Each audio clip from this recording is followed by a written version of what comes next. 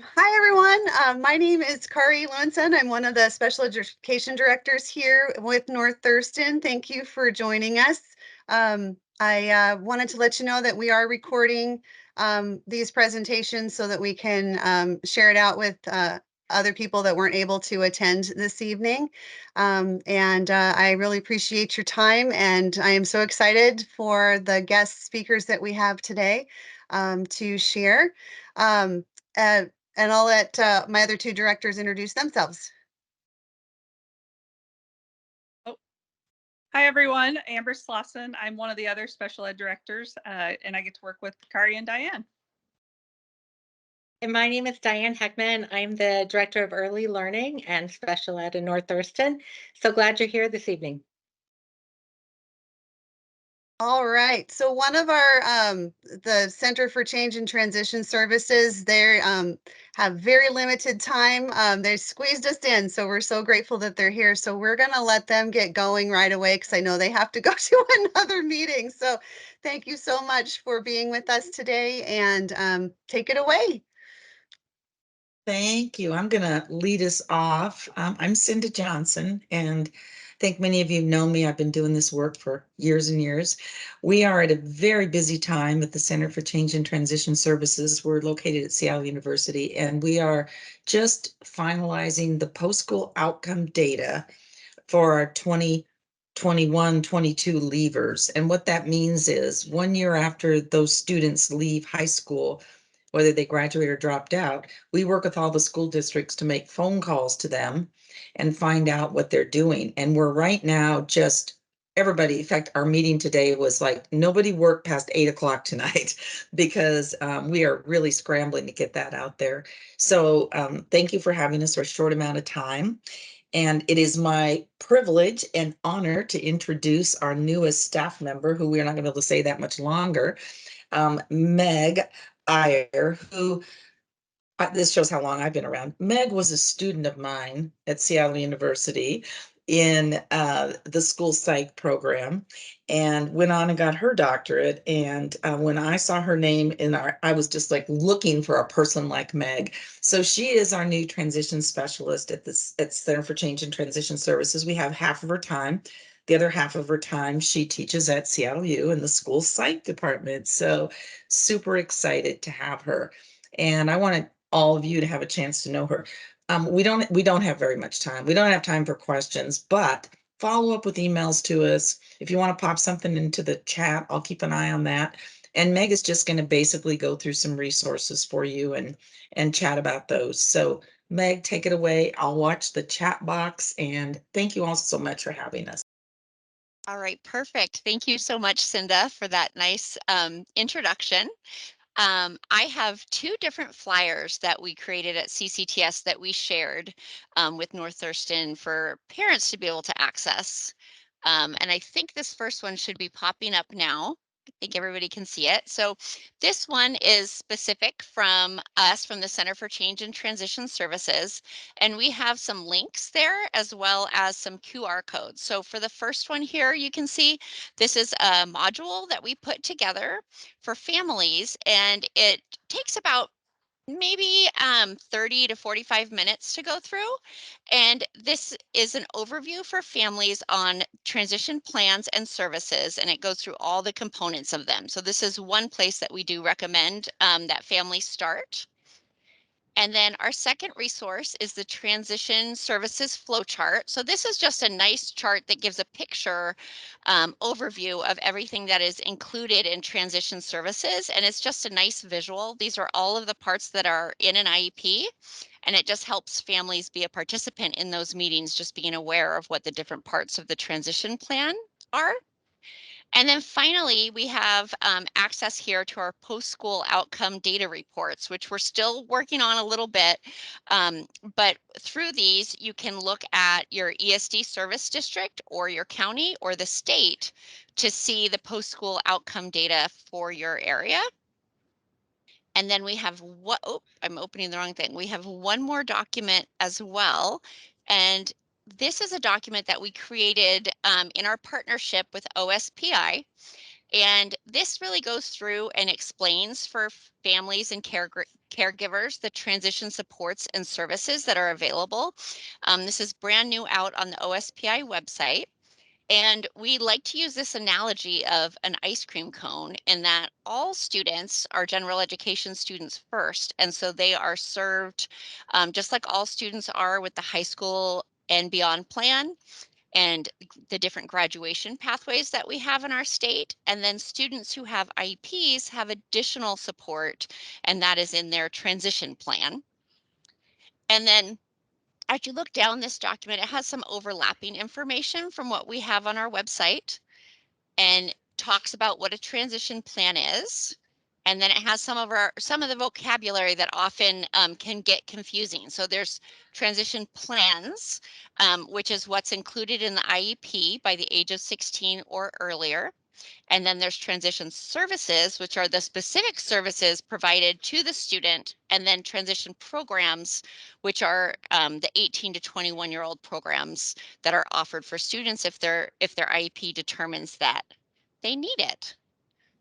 So those are our two resources that we wanted to share. And of course, we are always available if anybody wants to email or get in touch with us. And thank you so much for having us. Thanks for Well, I'm being going, here with us. Yeah, go ahead, Cindy. yeah, I'm going to stick our email address into the chat. And Oh, thank you perfect. all. And I know our job was to give this to you, let you look it over. And if you've got questions, then we'll be watching for those. Great. Yeah, and we'll have all of your attachments included with the presentation when that goes out to families, so they can access that as well. Thank you so much. All right. Thank you all for joining us today. And whenever you guys are ready to pop out, feel free to pop out. And thank you so much for your time today. All right. Next up, we have Thurston County Disability Services. I think Jim, you're representing them. Do you need me to share my screen to go to those slides? Yes, please. Okay. Let me get organized here. While If she's you doing wanna- that, Yeah, just perfect. full disclosure, I work for Morningside, which is a employment provider here in Olympia. Thurston County did not have someone that could represent them at tonight's meeting, so they asked me to sit in for them. So, all right. In fact, Marcia Longmire, as you can see, is the director of transition services at Thurston County DD. Go ahead, next slide.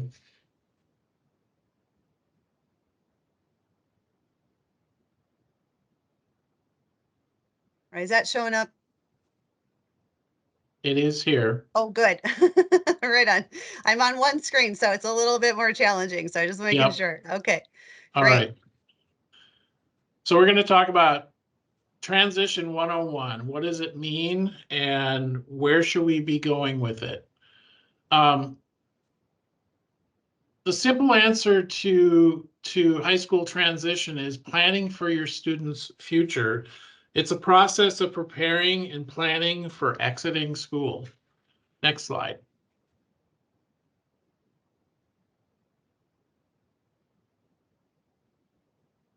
So why start planning now? Well, there's a lot to do. I will be frank, there's a lot to do to get prepared for your student exiting school.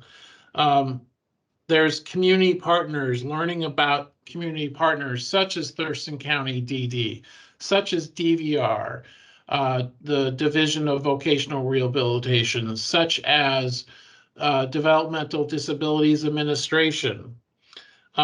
They all offer programs and services in all aspects of a student's life if the student qualifies for DDA services. If they don't, then employment is still available to them, just in a different way. Vital services such as connecting with those Identifying supports needed to facilitate and increase your students' independence. Envisioning the future. What is your students' future going to look like after school? We have this saying that we don't want students to graduate to the couch. We want them to be engaged in the community. Of course, employment is one aspect of that, but there's other ways to get engaged in the community. And then post-school services. Services after high school are based on eligibility and not entitlement. And so we're going to get into some of that. Next slide. So transition planning versus transition. So we talked a little bit about the planning process and knowing what your student is going to do after school when school is no longer in the picture. But also we want to look at some transition programs. Transition is a life skills program. It teaches students things they'll need to be ready for life, such as independent living, learning how to cook and clean, and taking care of personal hygiene. Employment readiness, learning how to interview for a job, how to write a resume. Self-advocacy and independence, learning how to use a phone so that they can call for help or talk to their friends. Accessing transportation such as public buses and then shuttle services that can take them door to door if riding a public bus is not appropriate for them.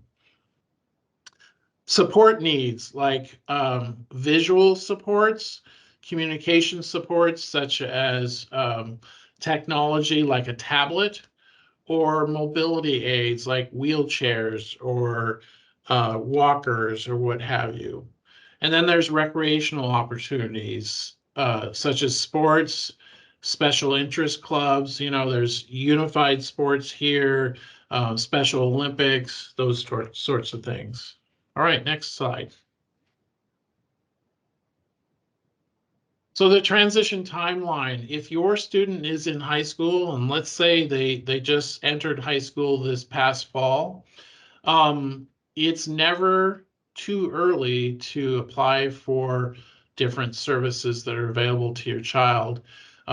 It's highly recommended that you start applying for the Developmental Disabilities Administration services. It's somewhat of a process and it takes time. And so the earlier you get started on that, the more you'll be pleased with yourself because you won't be up against any timelines like your students turning 18 and where are we at on that. You also want to start incorporating your students' goals after high school into the IEP, such as independent living skills, employment goals.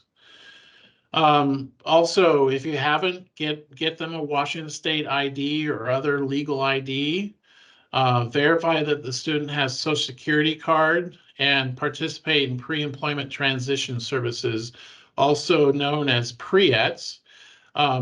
PREETs is a wonderful service. It gets students started early as ninth grade, thinking about employment, building those skills, learning how to write a resume, how to interview, how to talk about yourself and advocate for yourself. Add students' employment, secondary education, recreational life goals to the IEP. We talked about that a little bit earlier. Attend transition information events like this one. Thurston County has one coming up in March, and we can get you the information about that. There'll be dozens and dozens of service agencies that will be there to answer your questions about DDA, DVR, employment providers will be there, and many other types of providers. And then your student is turning 17 or 18, getting close to graduation. You should begin the application for process for guardianship if that is something you seek, or durable power of attorney, if appropriate. Discuss post-high school transition programs and research financial options, such as the DDETF or the ABLE savings account plan. I'm familiar with ABLE savings, and that's a great way to be able to save for purchases that are beyond the limit that Social Security puts on the amount of money you can save from benefits. And then when 18 years old or older,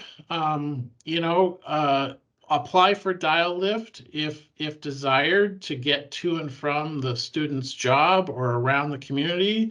Apply for Medicaid, participate in self-advocacy training and healthy relationship classes. Research and discuss long-term care and residential options if interested.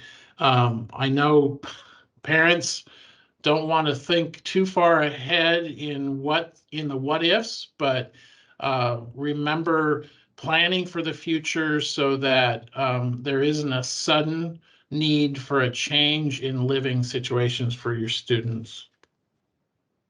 All right, next slide.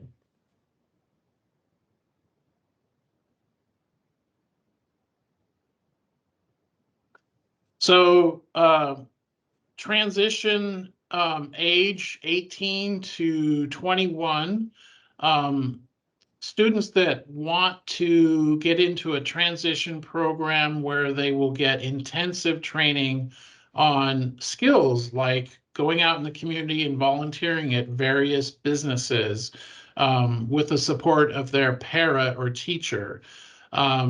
Engage in community work, social opportunities. I'm familiar with North Thurston's program, and they take the students out once a week to just engage in the social aspect of being in the community, like buying lunch and sharing it with their friends. This encourages students to develop independence and making decisions and advocating for themselves. When they turn 19 and they are eligible for DDA services, they can enroll in what's called Job Foundation. And it is a program that is kind of a stepping stone to school to work program that I'll talk about next. But Job Foundation is a chance for the student to work with an employment provider to look closely at what are their skills and abilities, what sort of accommodations might they need to be successful in work. And so they'll be assigned a transition coordinator from the employment agency that will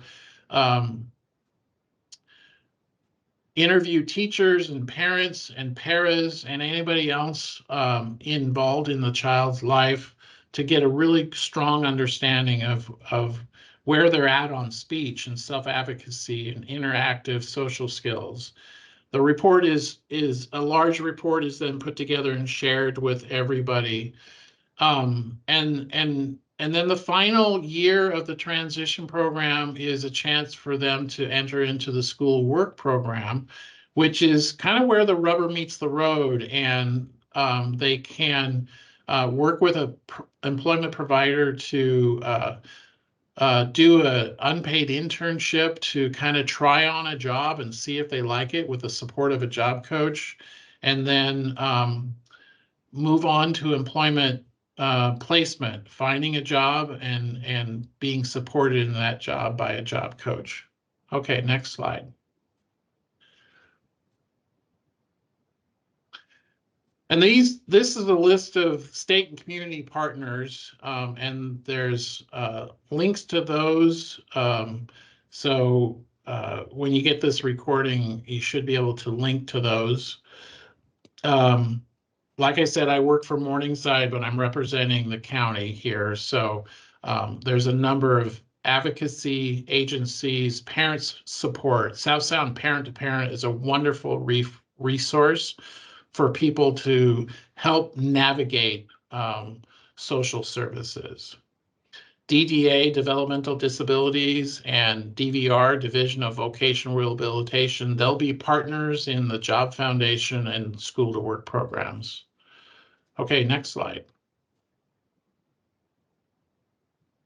And then here's some additional resources. The county has put together a resource guide that's very comprehensive, and it lists all kinds of resources for all aspects of life.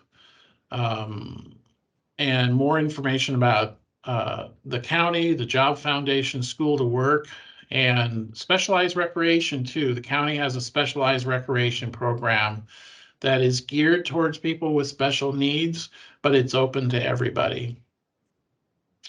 Does anybody have any questions? Okay, next slide. And this is the upcoming event, Tuesday, March 19th from 4 to 7 p.m. at the Capitol Event Center, which is located at the ESD 113 building in Tumwater. And you can contact the county to get more information about that. It's a free event, and that's where all those community resources will be there at your disposal to ask questions about anything with social services. Okay.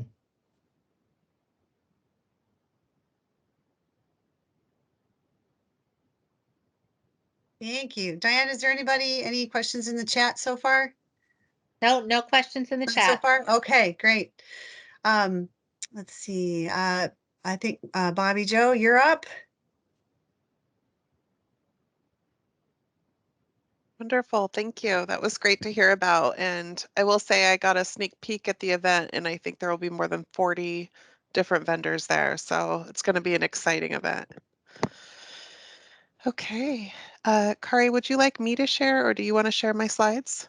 I'll share. Yeah, if you share, that'd be great.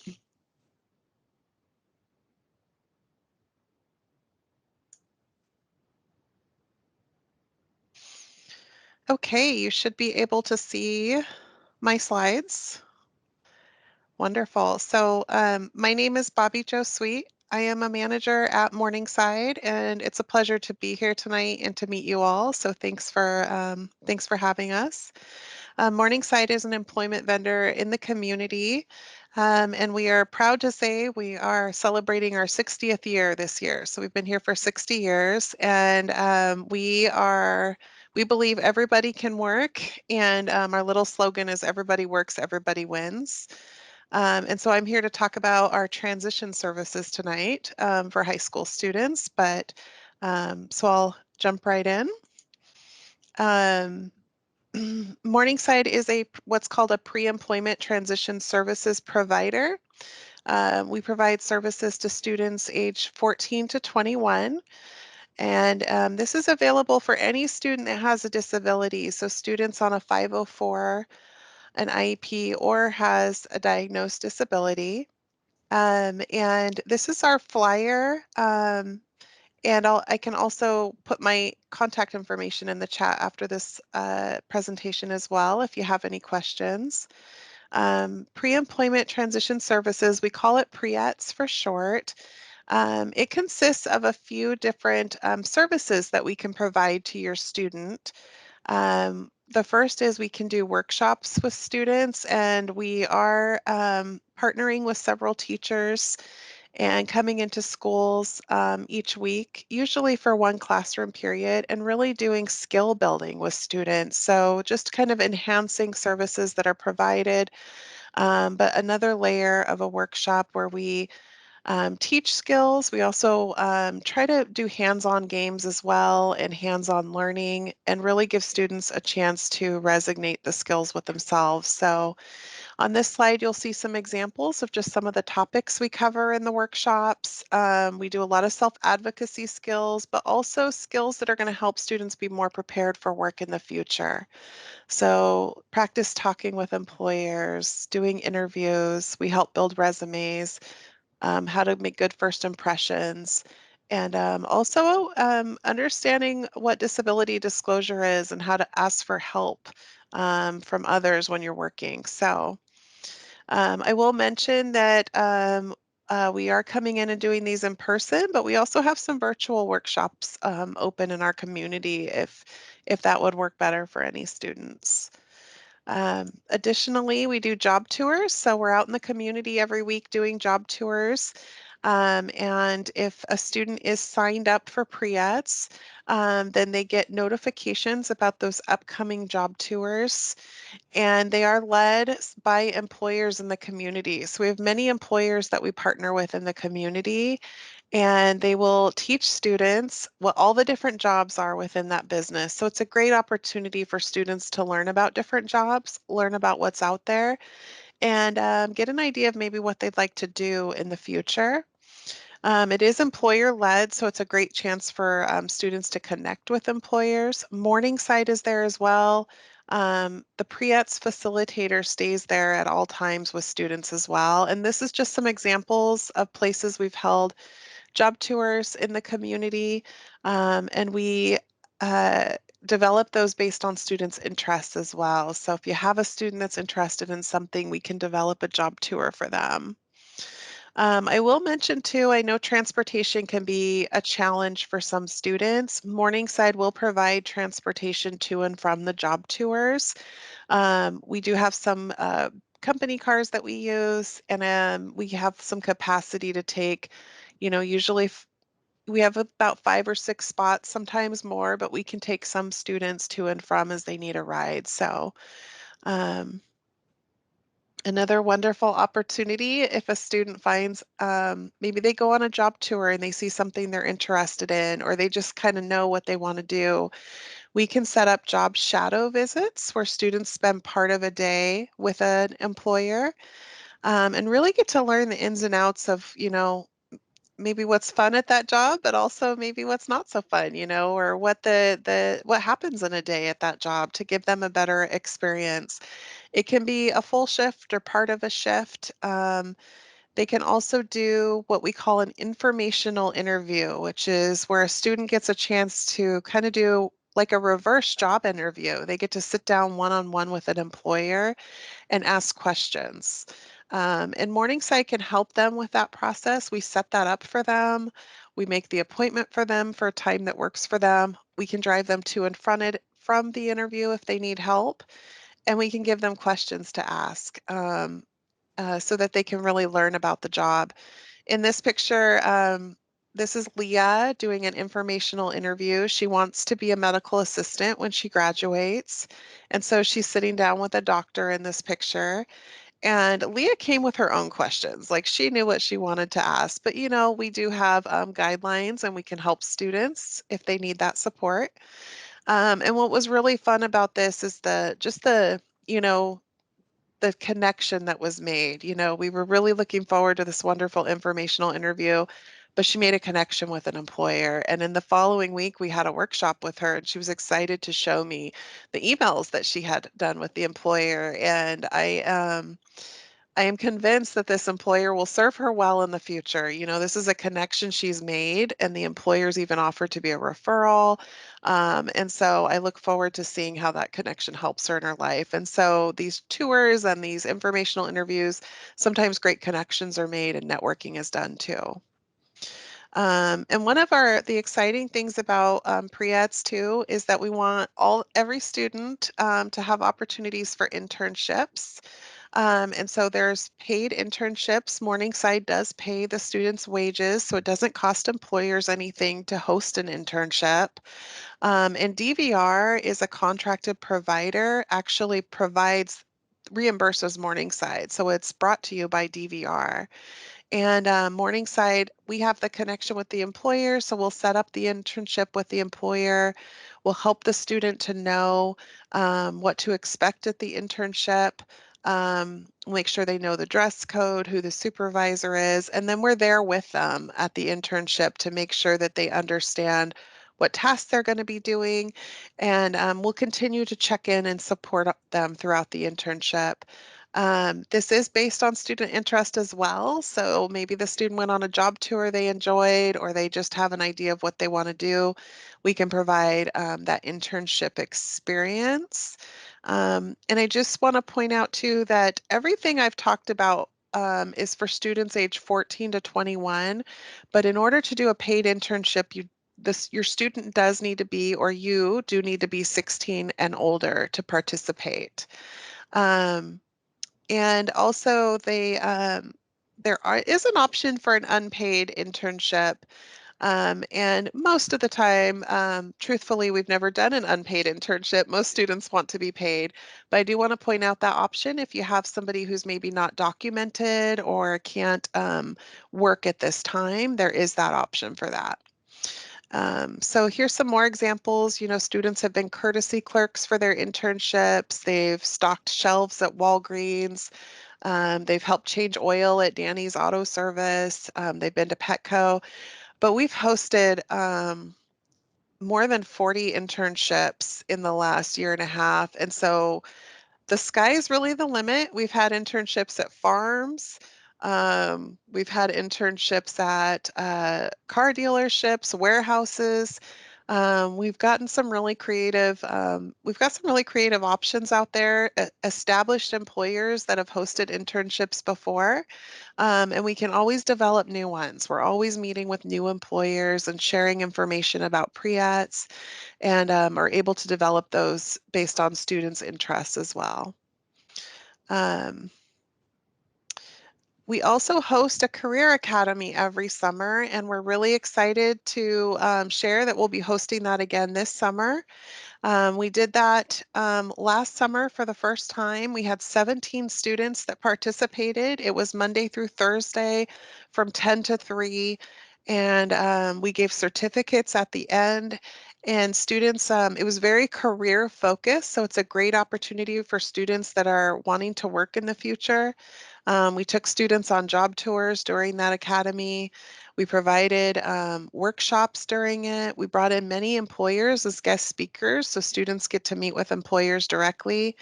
We developed resumes or updated resumes. We did interview practice. And because it is all day, 10 to 3, there were lots of breaks and fun team building. We brought food and snacks. And so we will be doing that again this summer for students that are enrolled and signed up for pre-ets. We'll be invited to that, and it's really, students can sign up if they're interested. Um, so I'm going to switch gears now. That is our pre-ed services for students age 14 to 21. But we do can I just interrupt? We do have yes. one question in the chat about the pre-ets, if you would Oh, like it before you go wonderful. on. Sure. Someone wants to know, can homeschool students participate in the pre-ed services? Absolutely. We actually have some homeschool students enrolled. Homeschool, online school, alternative school. Um, Absolutely. In fact, DVR, one of their priorities is to reach more homeschool students. So absolutely. Um, Great questions. So I'm going to, Morningside is also a school to work provider, and we do work with students in their last 2 years of their transition program. So I'm going to kind of switch to services that are more aimed for students in their last 2 years. And Jim mentioned that Thurston County provides school to work services and job foundation report services. So I won't spend too much time since you got to hear about that from Jim, but we do provide job foundation services as mentioned. It is a collaboration between the school, DDA, DVR, and the county. And Morningside can come in, and the student's second to last year, or the employment provider can come in and get to know students, spend time with them, learn about their communication support needs, their interactive and social communication, what kind of work experiences they've had, or if they haven't had any, can identify what might help them to better figure out good fits for a job in the future. And can help kind of identify if there's any other action steps that would be good to do before their very last year, such as getting their ID, setting up a bank account or a shared bank account with a parent or family on it so that they are prepared to earn a check in the future. Any of those steps that need to be done, it's a great opportunity to learn about what's needed before the final year of school. And in that final year, where students are aged 20 to 21, is what we call the school to work year. And so that is for students who are eligible for those long-term services, usually in a transition or life skills program, not always, but usually. But any students age 20 to 21 is that target for that last year and who want to work and earn a paycheck. And so Morningside has job coaches, employment vendors have job coaches. We will come in, meet with your student and the teacher, and really help them kind of follow the process for finding a job before they graduate. That's our goal. And if they don't have a job by the time they graduate, we will keep helping them. We will keep looking for a job over the summer and beyond, but also providing them with the job coaching support that they need to be successful in that job. And so, I've worked with students who we're there with them their entire shift of their job because that's the level of support they need. And then we have students who maybe we were there with them a lot at the beginning of the job, and then we were able to like fade those supports as they were more independent and able to work more with their employer and their supervisor. So maybe we go in once or twice a week. It's really meeting students where they're at to give them that level of support that they need, and every student is different, and the level of supports are different for different students. Here's some examples of some employers that have hired students. The Sensory Tool House, they've been a great employer. They've hired students. They have someone who helps with cleaning, putting things together, stocking shelves. They were a great fit too for a student who was, not really a talkative person, someone who's pretty quiet, and they're a very supportive employer and have been a great fit for that student. Trust Components has been a wonderful partner of Morningside's. We had somebody who wanted to work in construction, and they worked with Jim, actually, who you saw earlier, and created a customized position for somebody who has their own station in this big warehouse building bird boxes. And that's all he does all day long is he builds bird boxes, and he's got a really cool task list that he uses that his employer tells him every day how many bird boxes he's going to build. And as well as you see here, Safeway, Forelli's, Panowitz. We work with many employers in the community, and we really work to find a job that is meaningful, the student is valued, it's needed, and it's a good fit for the student. So if they need certain hours because they need to ride the bus, we'll navigate that. If maybe they only have the stamina for 2 or 3 hours, we'll make sure that the job is 2 or 3 hours. It's all about finding the right fit for students. And we have students who work low hours. Some of them only work a few hours a week. And we have students who can work nearly full time. So it's just about whatever the needs of the student are. And that's really it for our school to work services. I thought it might be fun to briefly share just a couple of success stories with you. So I'm going to share just a couple of success stories. Jim's going to actually give you a little detail on each student, and then that will do it for Morningside. And I'll put my contact info in the chat as well. We would love to hear from you if you have any questions. Um, this is Hannah, and I'll let Jim tell you a little bit about Hannah. Well, Hannah, what a success story. She works at the FERS retirement community, and she collects the trash and the recycling from all of the floors of the building and takes it out to the dumpster, and also does sanitizing. Hannah is legally blind and and also has a hearing impairment. And she is now partially independent at her job. Job coaches come in partway through her shift and help her with some of the heavy lifting and, ensure safety for her. So she's a great success. And then we could take Corbin next. So Corbin works at the Tenino Food Bank, and oh my gosh, he has really blossomed. He started out filling boxes with food and kind of supporting the staff there at the food bank, and also putting together winter kits, hygiene kits. And now he's evolved to where he is riding in the truck to make home deliveries and has learned how to, in case of an emergency, if the driver suddenly becomes incapacitated, Corbin knows how to get on the phone and locate where he is and relay that to his boss so help can come to them.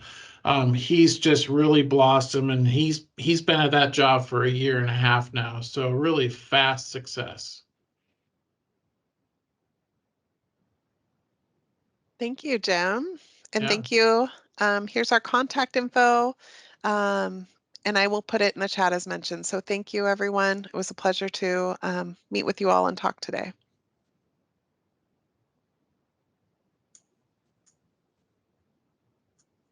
Are there any questions in the chat, Diane, or no, not so far?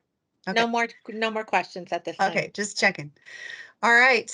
So the last piece that we're going to share is just a little informational video from WSU Roar. They weren't able to be here today, but I just wanted to share the video. It's a pretty cool opportunity for students to get a very supportive college experience. So I wanted to share that with you all so you can have that on your radar as maybe a possibility in the future. So let me just get set up here and I'll play the video.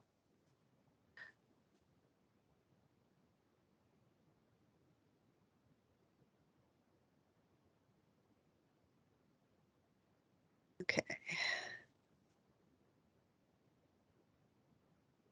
Oh, whoops, wrong screen. There we go. There's my PowerPoint. Okay.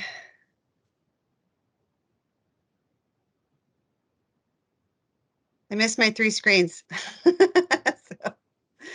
All right, so WSU Roar, and I'm going to just play this kind of informational video, and then I've also included links to the website so you can kind of check it out and go get more information from them. So here we go. And I can't see your screen, Kari. okay, I'm going to stop sharing and then reshare. Okay, share. And see, include sound. All right, there we go. And there we go. Okay.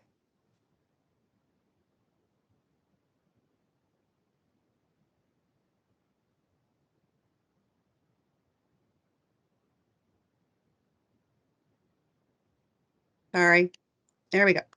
Okay. Cool. Just making sure. All right.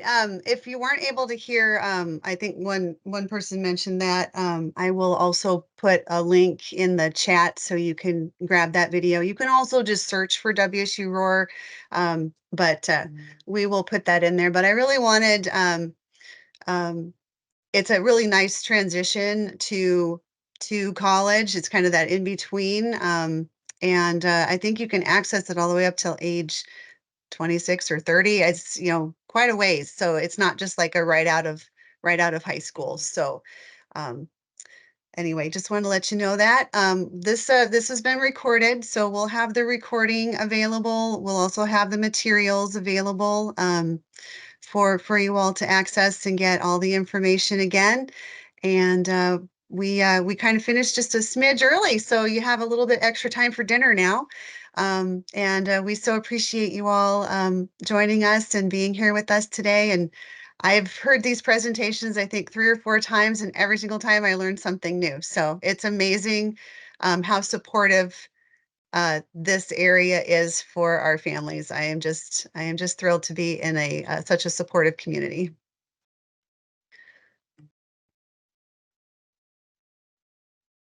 All right, thank you so much to our guest speakers. We so appreciate your time. Thank you, thank you. Um, and if you have questions, let me know. And I'm going to work on putting that little Roar video